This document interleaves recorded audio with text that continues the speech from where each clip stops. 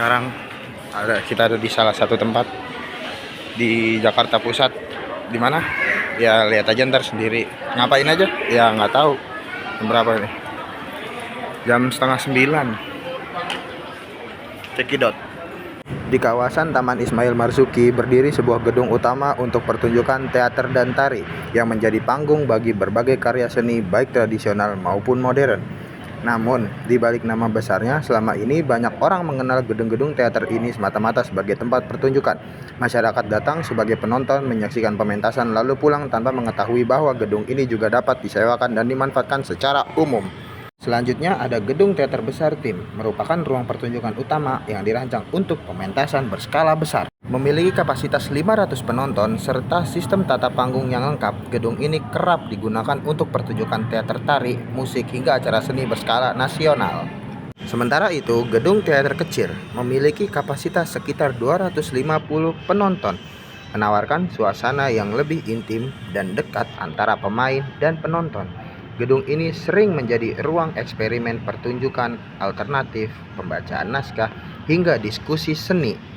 Namun, minimnya informasi membuat publik belum banyak mengetahui bahwa gedung teater besar dan gedung teater kecil juga terbuka untuk disewa oleh komunitas, institusi, maupun pelaku seni yang ingin menggelar karya atau acara budaya secara resmi dan terfasilitas.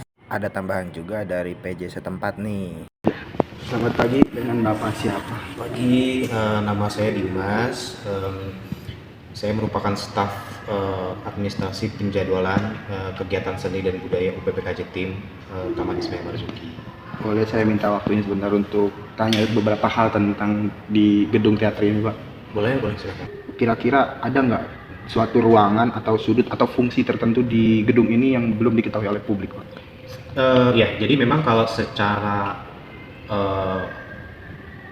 general gitu, maksudnya umum, nggak semua orang tahu gitu.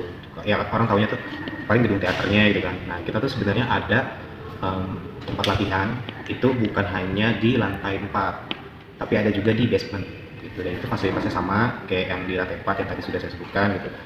Dan ya itu sih, maksudnya kalau orang umum nggak akan tahu juga kan ada studio latihan di tempat kita gitu, taunya ya udah gedung pertunjukan gitu. Karena kan memang kebanyakan yang pakai itu kan orang-orang yang memang sudah sering menggunakan tempat di kita nih, di kami gitu, di teater besar dan teater kecil gitu.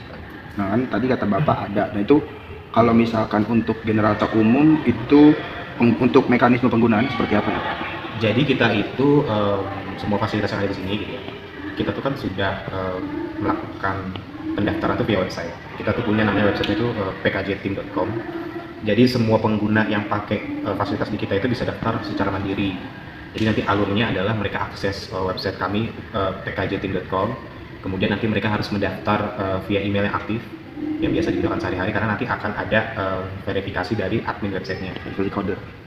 Terus kemudian setelah tahap itu, kemudian si calon pengguna ini harus memasukkan beberapa file gitu. Salah satunya itu ada kayak KTP penanggung jawab acaranya, kemudian juga surat permohonan pemakaian tempatnya gitu kan, biar lebih spesifikan mereka pakai mana gitu. Terus kemudian juga ada proposal itu di akhir. Nah, kenapa harus ada proposal? Jadi gini, setiap penggunaan tempat di gedung kami gitu ya, khususnya di teaternya sih. Jadi kita tuh ada yang namanya tahap kuratorial. Jadi kita tuh ada mitra, namanya tuh Dewan Kesenian Jakarta. Jadi memang si Dewan Kesenian Jakarta ini adalah mereka itu adalah orang-orang yang kompeten untuk memfilter acara apa saja yang boleh menggunakan gedung kami. Karena sistemnya di website ya, jadi kan kita nggak bisa mengontrol orang untuk daftar gitu kan. Gitu. Misalkan di website itu kita tulis tuh misalkan untuk kegiatan seni dan budaya. Tapi kan kadang ada orang yang memang coba deh misalkan kegiatan anniversary perusahaan, terus kemudian acara-acara keagamaan dan lain sebagainya kan. Nah itu tuh biasanya memang tugasnya si pihak kurator itu memfilter acara-acara yang memang tidak boleh pakai gedung di kita. Jadi memang kawasan UPPKJ Tim ini khusus untuk kegiatan seni dan budaya yang murni, tanpa ada embel-embel politik, agama dan lain sebagainya.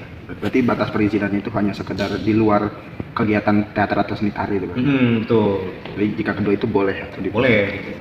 Baik, kiranya sekian aja saya wawancara atau pertanyaan dari saya. Terima kasih atas waktunya, Bapak. Sama-sama, semoga sukses acaranya, Pak.